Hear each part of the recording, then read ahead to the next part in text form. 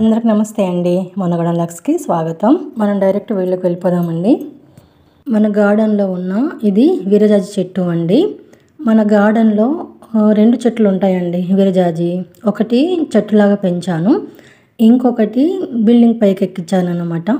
రెండు పద్ధతిలో పెంచిన విరజాజి మొక్కల్లో కూడా వెరైటీస్ ఉంటాయండి. మన దగ్గర ఉన్న వెరైటీ వచ్చేసి బుష్ వెరైటీ అన్నమాట.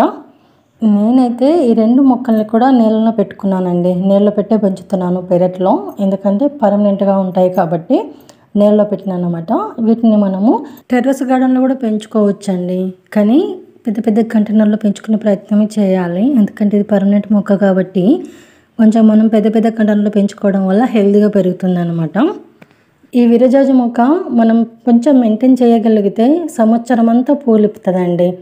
రెయిన్ సీజన్లో కానీ, వింటర్ సీజన్లో కానీ, సమ్మర్ సీజన్లో కానీ, సీజన్తో పని లేకుండా అన్నమాట.